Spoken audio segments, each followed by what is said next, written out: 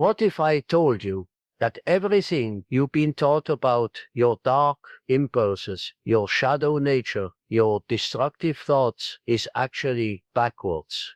That the very act of suppressing these archetypal forces is what gives them their terrifying power over your psyche. For decades, society has convinced you that the path to psychological health lies in denying the darker aspects of your nature, in pretending that the archetypal energies of destruction, manipulation, and primal power don't exist within your unconscious mind. But what if the real danger isn't in acknowledging these forces? What if the real danger is in the desperate, futile attempt to keep them buried? You see, when you deny the destroyer within you, when you refuse to consciously engage with the trickster's wisdom, when you pretend the tyrant doesn't whisper seductive promises of control in your ear, you don't eliminate these archetypes. You simply hand them the keys to your unconscious, where they operate in the shadows, manifesting as self-sabotage, explosive anger, manipulative behaviors, and unconscious cruelty that you can't even recognize as your own. The shadow doesn't disappear because you choose not to look at it. It grows stronger, more autonomous, more capable of possessing your personality when you least expect it. This fundamental misunderstanding of archetypal psychology has trapped millions in cycles of unconscious destruction, leaving them perpetually at war with aspects of themselves that could become sources of tremendous power and wisdom if properly integrated. Most people don't realize they're living their entire lives in psychological exile from half of their own psyche. They walk through the world carrying immense archetypal energies, the same forces that have driven human consciousness since the dawn of civilization, while remaining completely unconscious of how these patterns operate within their daily experience. Do you recognize the moments when something else seems to take over your behavior? When you say things you didn't intend, when you find yourself in conflicts you never wanted, when you make decisions that seem to come from somewhere beyond your conscious control, these aren't character flaws or moral failings. These are archetypal possessions, moments when the unconscious forces you've refused to acknowledge break through the thin veneer of your conscious personality and express themselves with raw, unmediated power. The destroyer emerges as caustic criticism that tears down others and yourself. The shadow lover manifests as obsessive attractions that consume your rational mind. The tyrant appears as controlling behaviors that poison your relationships. The trickster surfaces as lies and manipulations that serve no one. The Death Mother shows herself as the part of you that seeks to undermine your own growth and success. But here's what creates the real suffering. You experience these possessions as foreign invasions, as evidence that something is fundamentally wrong with you, rather than recognizing them as natural archetypal energies seeking conscious integration. You fight against them, which only strengthens their autonomous power. You judge yourself for having them, which drives them deeper into the unconscious, where they can operate without any conscious oversight. You try to eliminate them through willpower and positive thinking, which is like trying to hold back the ocean with your bare hands. The hidden cost of this archetypal warfare is enormous. You spend tremendous psychological energy maintaining the false persona that these dark forces don't exist within you. You become split, fragmented, unable to access the full spectrum of your psychological power because you've declared war on parts of yourself. Your relationships suffer because you project these unconscious contents onto others, seeing in them the very qualities you refuse to own in yourself. Your creativity becomes blocked because creative power often emerges from the same archetypal sources as destructive power. Your leadership capacity remains undeveloped because true authority requires the integration of both light and shadow archetypal energies. Why do conventional approaches to personal development fail so miserably when it comes to shadow work? Because they're based on the fundamental delusion that psychological health means the elimination of difficult emotions and impulses, rather than their conscious integration. They offer you techniques for suppression disguised as transformation. They promise you can become whole by cutting away parts of yourself. They treat archetypal energies like psychological diseases to be cured rather than natural forces to be understood and channeled. This is why you can read every self-help book, attend every workshop, practice every meditation technique, and still find yourself occasionally consumed by the very shadows you thought you transcended. In my decades of analytical work, studying the depths of the human psyche through both clinical observation and my own descent into the unconscious, I've discovered 5 specific methods for consciously engaging these dark archetypal forces without being destroyed by them. These aren't theoretical concepts, they're practical techniques derived from the deepest understanding of how the psyche actually operates, validated by depth psychology research and the experiences of individuals who have successfully navigated their own shadow integration. The individuals who master these methods don't become morally superior beings who've eliminated their capacity for destruction, manipulation, or control. They become psychologically complete human beings who can access the full spectrum of archetypal energy when circumstances require it, while maintaining conscious choice over how these forces express themselves. They understand that the destroyer's energy, when consciously directed, becomes the capacity to eliminate what no longer serves. The trickster's cunning, when integrated, becomes strategic wisdom. The tyrant's control, when conscious, becomes effective leadership. You'll never look at your difficult emotions, your aggressive impulses, your manipulative thoughts the same way again. Because once you understand how to consciously engage these archetypal forces, you realize they're not evidence of your psychological dysfunction, they're sources of immense power that have been operating unconsciously, waiting for you to develop the psychological sophistication to work with them consciously. The moment you stop trying to eliminate your shadow and start learning to dance with it, everything changes. Let me begin with what I consider the foundational principle that underlies all successful shadow work. But here's what most people miss about this process. They think shadow integration means making peace with their dark side, as if the shadow were simply a collection of unwanted personality traits to be negotiated with and controlled.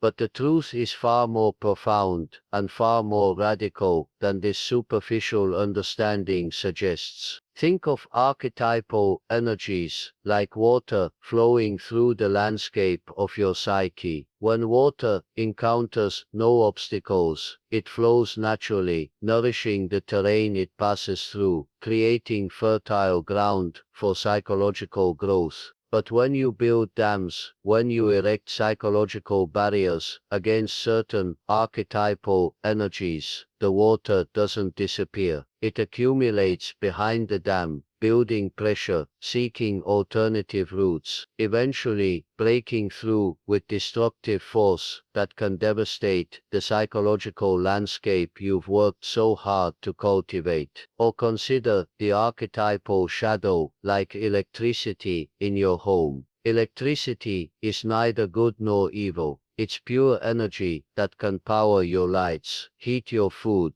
run your computers, or burn down your house, depending entirely on how it's channeled through your electrical system. The dark archetypes operate the same way in your psyche. The energy of the destroyer can annihilate your ego's attachments to create space for new growth, or it can unconsciously tear apart everything you've built in your life. The trickster's energy can help you navigate complex social situations with strategic intelligence, or it can manifest as compulsive lying that destroys your relationships. Think about the last time you experienced what we might call a shadow possession moment when you acted in ways that felt foreign to your conscious personality. Perhaps you said something cruel that seemed to come from nowhere, or found yourself in a power struggle that escalated beyond all reason, or caught yourself manipulating a situation in ways that violated your conscious values. From the perspective of most psychological approaches,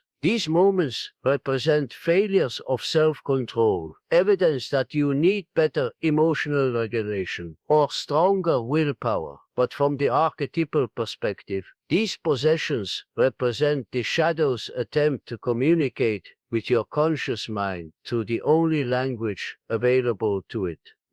Direct action. The shadow doesn't possess you because it's evil or because you're psychologically weak. It possesses you because it carries essential information about your current life situation that your conscious mind has been refusing to acknowledge. When the destroyer possesses you and you find yourself tearing apart a relationship, it might be trying to show you that the relationship has become psychologically stifling and needs to end. When the tyrant emerges and you become controlling and domineering, it might be revealing that you've been too passive in areas where assertive action is required. When the trickster takes over and you manipulate a situation, it might be pointing toward the need for more strategic thinking in how you navigate certain challenges. The scientific research in depth psychology reveals a fascinating truth about shadow integration. Individuals who successfully engage with their dark archetypal content show increased creativity, more authentic relationships, greater leadership capacity, and what researchers call psychological resilience. The ability to navigate difficult circumstances without being overwhelmed by them. Brain imaging studies of individuals practicing active imagination with shadow figures show increased integration between different regions of the brain, suggesting that shadow work literally creates new neural pathways that allow for more sophisticated psychological functioning. But here's where most people go wrong in their approach to shadow work. They try to integrate the shadow from the position of the ego, as if the conscious mind could simply decide to accept these archetypal forces, and everything would be resolved. This is like trying to domesticate a wild animal by force. It might work temporarily, but eventually the animal's true nature will assert itself, often with greater violence than if it had been approached with proper respect and understanding from the beginning. The second method involves a fundamental shift in how you understand the relationship between your conscious personality and these archetypal forces, and this is where conventional psychology has led you astray in ways that may have been creating more psychological suffering than healing. Most people have been programmed to believe that psychological health means having complete conscious control over their emotional and behavioral responses. They think the goal is to become so self-aware, so emotionally regulated, so mindful, that they never again experience impulses or reactions that don't align with their conscious values and intentions. This is not integration. This is psychological fascism, an attempt by the ego to establish totalitarian control over the entire psyche. But what if I told you that true psychological maturity requires exactly the opposite orientation. What if healthy shadow integration means developing what I call conscious collaboration with these archetypal forces rather than conscious control over them? Think about this carefully. When you try to control the shadow, you're operating from the same dominating mindset that creates shadow possessions in the first place. The psychological mechanism behind this shift is profound. When you move from the position of trying to control archetypal energies to the position of consciously collaborating with them, you're fundamentally rewiring your relationship with the unconscious mind. Instead of the ego standing in opposition to the shadow, creating the very tension that leads to possessions, you create what depth psychology calls a transcendent function. A psychological space where conscious and unconscious contents can meet and interact creatively. Consider how this plays out in practical terms. When you feel the energy of anger rising within you, let's say someone has treated you disrespectfully, the control-based approach teaches you to suppress the anger, breathe deeply, respond calmly, maintain your composure. But what if the anger carries essential information about boundary violations that your conscious mind has been too polite to acknowledge? What if the destroyer archetype is trying to help you eliminate patterns of passivity that have been undermining your authentic power? The collaboration approach doesn't mean acting on every impulse or letting your emotions run wild. It means developing the psychological sophistication to communicate with these archetypal energies, to understand what they're trying to accomplish, and to find conscious ways of honoring their wisdom while maintaining choice over how they express themselves. This requires what I call psychological bilingualism,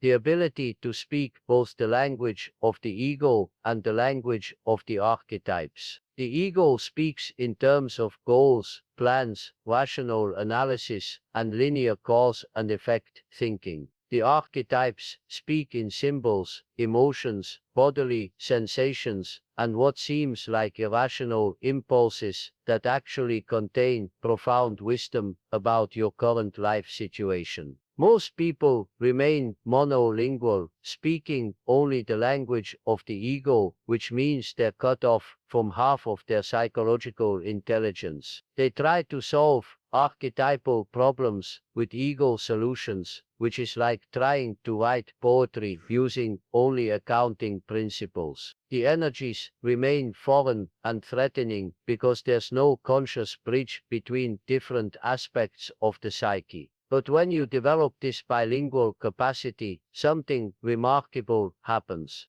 You begin to recognize that what you previously experienced as psychological attacks from your shadow are actually attempts at communication.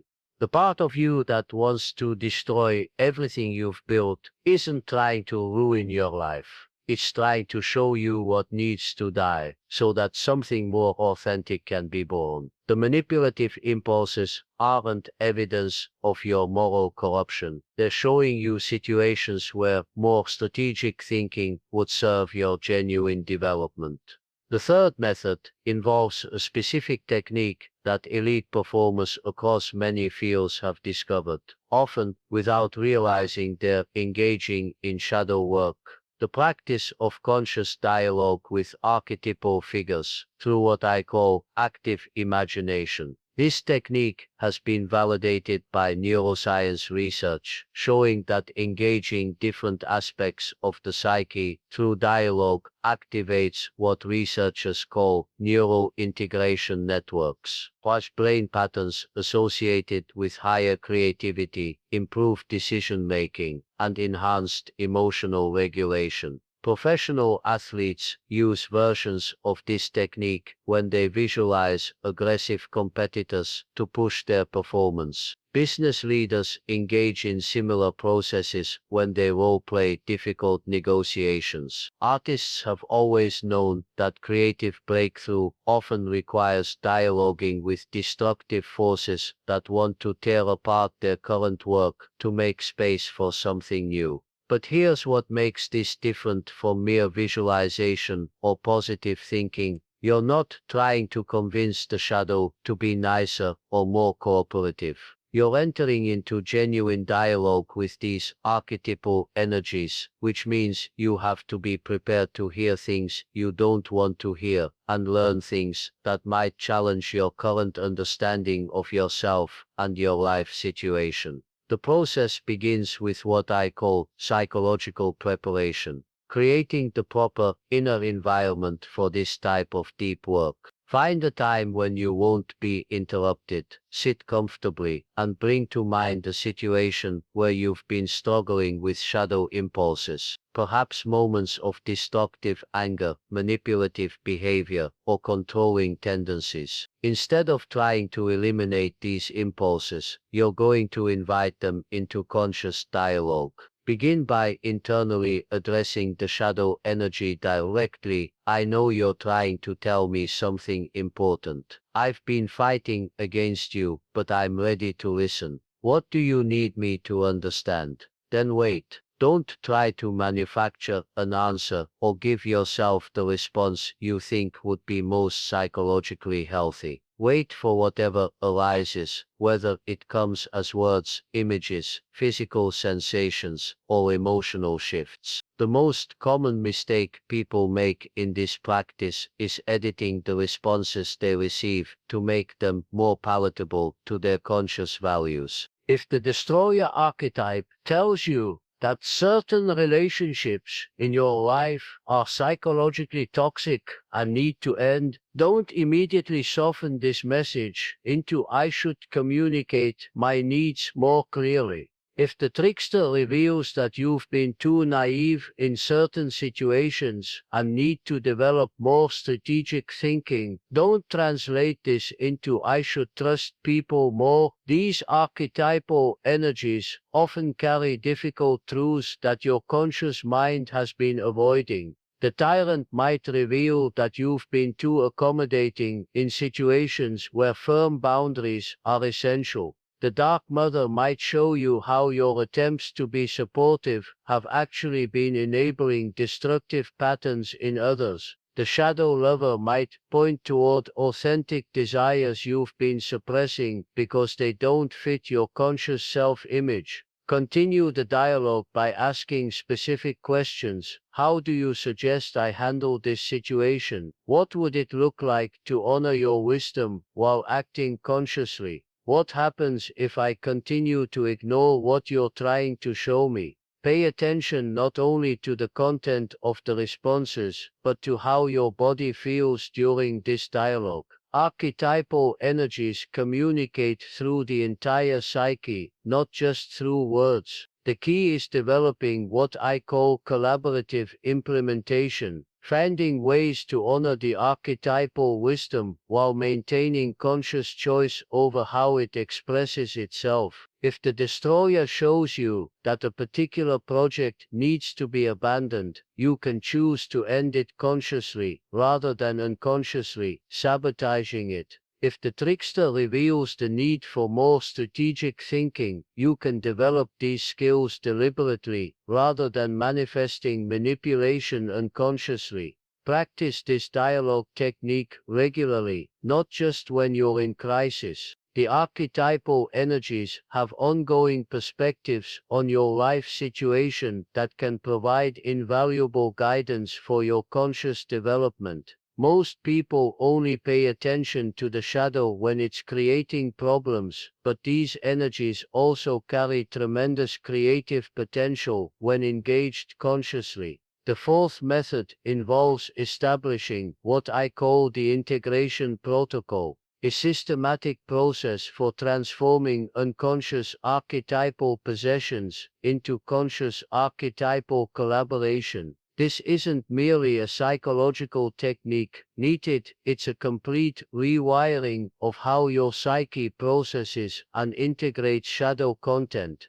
The reason this systematic approach works when other methods fail is that it addresses the underlying mechanism by which archetypal energies become autonomous and possessive. When shadow content remains unconscious, it operates according to what we might call primordial programming, intense ancient patterns that developed when human consciousness was far less sophisticated than it is today. These archetypal forces still respond as if you're living in a world where immediate survival depends on their rapid, unmediated expression. The integration protocol works by creating what depth psychology calls a psychological container. A conscious space where archetypal energies can be experienced without immediate action, examined without judgment, and gradually integrated without possession. Think of this like creating a laboratory within your psyche where you can safely experiment with shadow energies before they manifest in your external life. The systematic process involves 5 distinct phases, each building upon the previous one. Phase 1 is recognition, developing the ability to identify when archetypal energies are becoming activated before they reach the level of possession. This requires learning to read the subtle psychological and physical signals that precede shadow episodes. You begin to notice the particular quality of anger that indicates the destroyer is awakening, or the specific type of strategic thinking that suggests the trickster is emerging. Phase 2 involves what I call conscious containment, neither suppressing the archetypal energy nor allowing it to possess your behavior, but creating psychological space for it to exist without immediate expression. This is similar to the concept of holding tension in alchemy, meaning maintaining awareness of opposing forces without resolving the tension prematurely. You feel the energy fully while maintaining choice over how it manifests.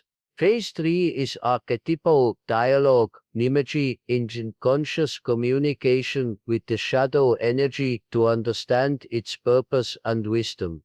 This goes beyond the basic dialogue technique mentioned earlier to include what I call perspective shifting, temporarily adopting the archetypal point of view to understand situations from its perspective.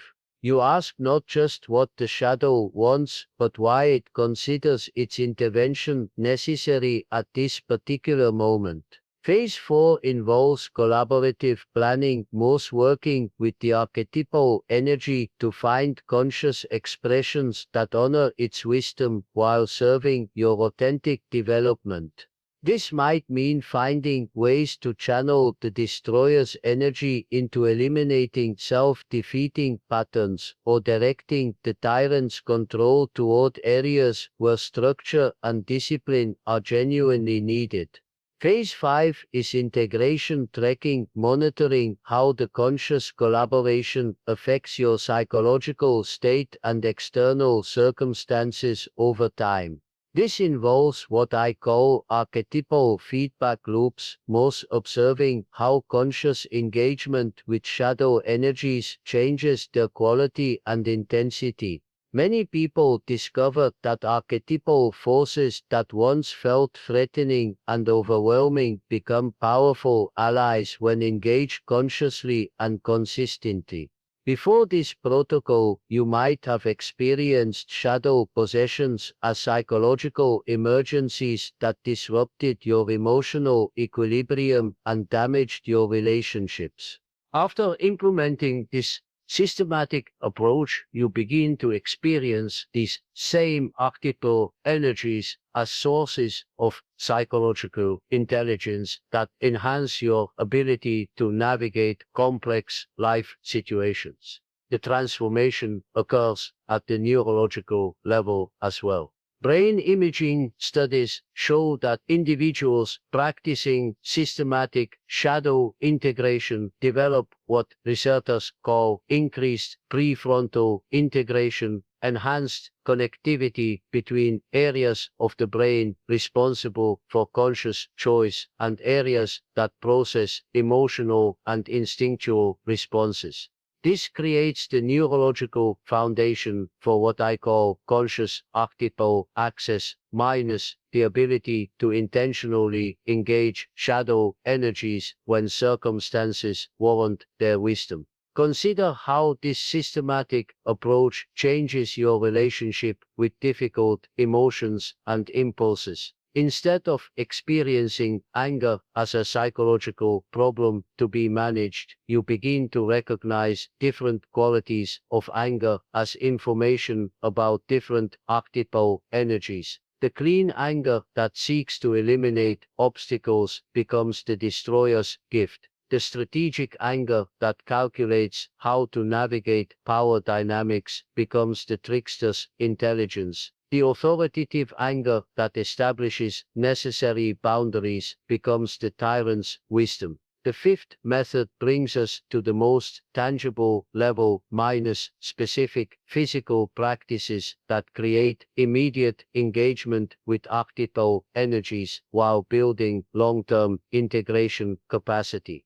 Most approaches to shadow work remain purely psychological, but the archetypal energies exist at the intersection of mind and body, and they require somatic engagement for complete integration. The practice I'm about to share with you has roots in ancient mystery traditions, shamanic practices, and what modern psychology recognizes as embodied cognition. The understanding that psychological transformation often requires physical action to anchor new patterns in the nervous system. Elite performers across many fields have discovered versions of this practice independently, from method actors who physically embody dark characters to martial artists who train with aggressive energy to business leaders who use physical metaphors to access different aspects of their leadership presence. The core practice involves what I call archetypal, physically expressing and exploring different shadow energies in a conscious, contained environment. This isn't about acting out destructive impulses in your daily life, but about creating specific times and spaces where you can explore these energies through physical expression, movement, voice, and gesture.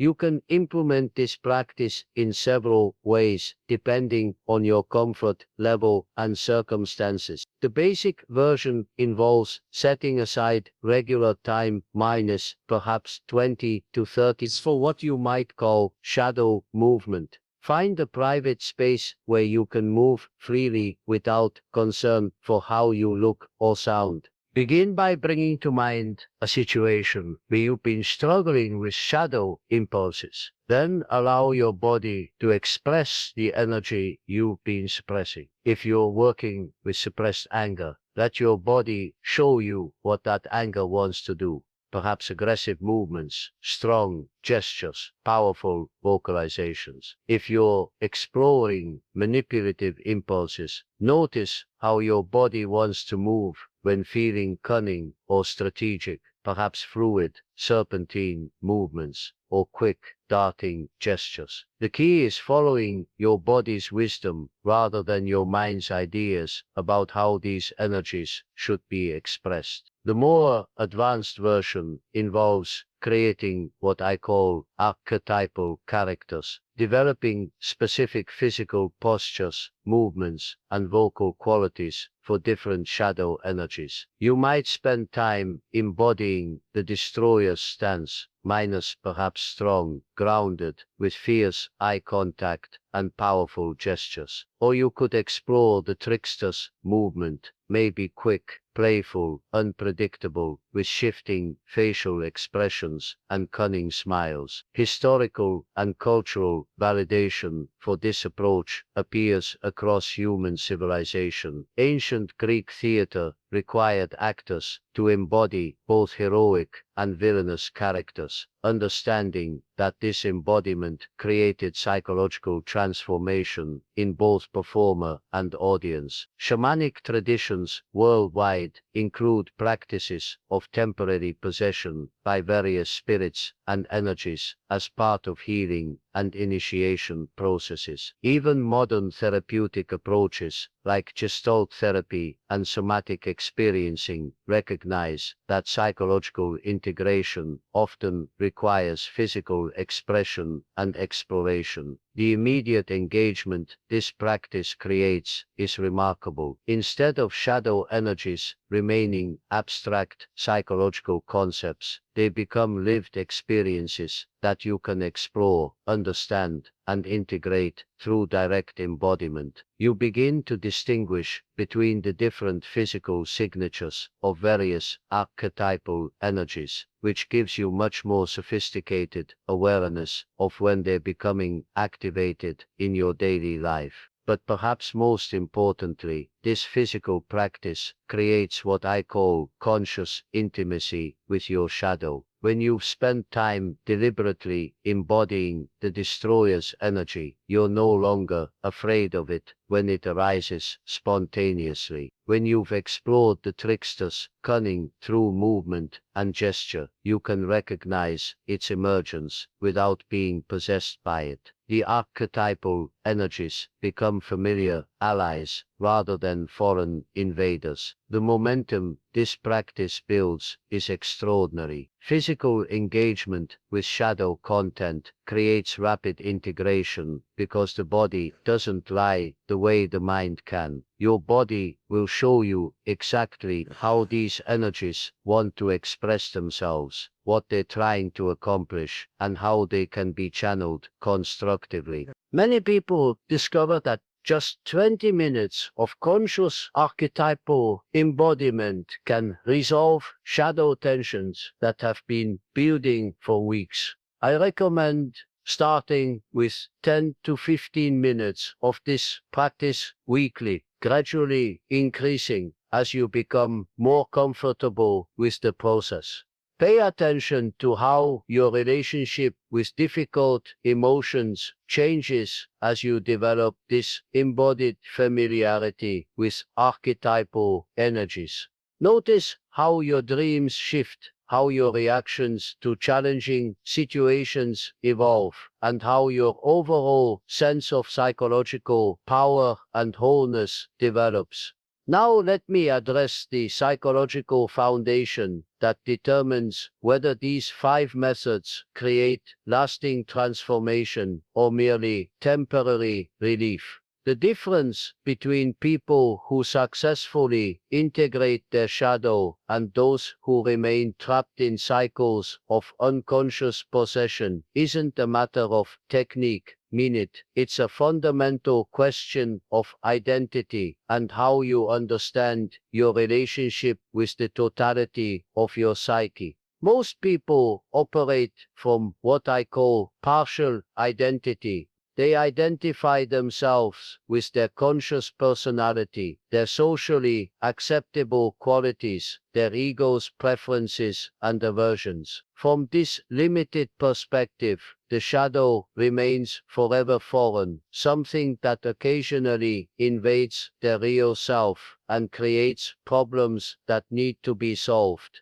But this partial identity is precisely what keeps you trapped in archetypal warfare. The shift required for true integration involves what I call total identity. Recognizing that you are not just your conscious personality, but the entire psyche, including all archetypal energies, all potential responses, all possible ways of being human. The destroyer is not foreign to you, it is you. The trickster is not invading your personality. It is your personality expressing itself through a different archetypal. When you grasp this total identity, everything changes. You stop trying to eliminate parts of yourself and start learning to orchestrate different aspects of your psyche consciously. You realize that psychological maturity doesn't mean becoming morally perfect. It means becoming psychologically complete, capable of accessing whatever archetypal serves the situation at hand, while maintaining conscious choice over how these energies express themselves. This identity shift requires releasing what I call the myth of the good person, the unconscious belief that psychological health means never having destructive, manipulative, or controlling impulses. Every human being carries the full spectrum of archetypal potential. The difference between conscious and unconscious individuals isn't the presence or absence of shadow content. It's the relationship they've developed with these energies. When you've made this fundamental identity shift, you approach shadow work with what I call archetypal rather than moral anxiety. Instead of asking, how do I get rid of these terrible impulses? You begin asking, what is this energy trying to accomplish? How can I honor its wisdom while expressing it consciously? What would it look like to be a complete human being who can access all archetypal energies when they're genuinely needed? The certainty this creates is profound. When you're no longer at war with parts of yourself, you have access to your full psychological power. When you're no longer afraid of your shadow, you can navigate challenging situations with much greater sophistication. When you understand that all archetypal energies are potential resources rather than psychological problems, you become what I call archetypally fluent. Mine is able to engage whatever aspect of human nature serves your authentic development and the genuine needs of your life situation. Your previous attempts at shadow work may have failed because you were approaching integration from the position of partial identity, trying to manage or control archetypal energies rather than recognizing them as essential aspects of your complete psychological nature. When you shift to total identity, these same energies that once felt threatening become sources of power and wisdom. The moment you recognize that you are the totality of the psyche rather than just your conscious personality, you begin what I call the real, not the elimination of difficult aspects of human nature, but their conscious integration into a complete, authentic way of being human. This is when shadow work transforms from psychological management into psychological mastery. Understand this minus what you've learned today isn't merely theoretical knowledge. These 5 methods represent decades of psychological research and clinical observation distilled into practical techniques that can transform your relationship with the most challenging aspects of human nature. The question isn't whether they work, mine.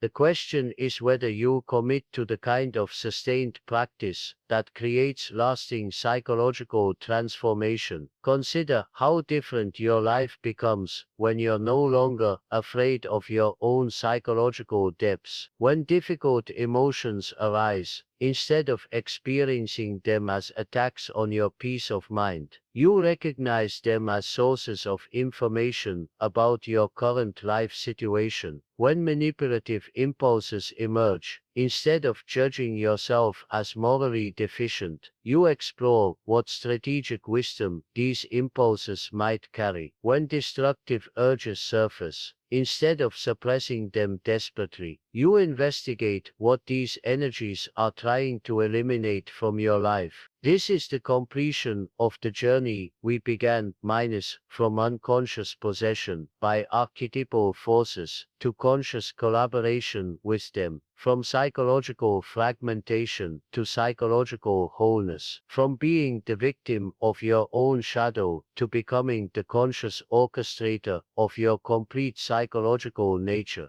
You are not broken and in need of repair. You are not good or evil. You are a complete human being with access to the full spectrum of archetypal energy that has driven human consciousness since the beginning of time. The individuals who master these practices don't become saints who've transcended human nature. They become what I call psychologically complete human beings who can access whatever aspect of their nature serves authentic development while maintaining conscious choice over how these energies express themselves. They understand that the goal isn't moral perfection, it's psychological integration. I invite you to share in the comments below which of these 5 methods resonates most powerfully with your current psychological development. Are you ready to begin conscious dialogue with your shadow? Does the systematic integration protocol feel like the next step in your journey? Or does the embodiment practice call to your deeper understanding of how psychological transformation requires physical engagement? Your response will help me understand how to serve your continued development most effectively. And remember, the shadow you refuse to face will possess you, but the shadow you consciously embrace becomes a source of tremendous power and wisdom.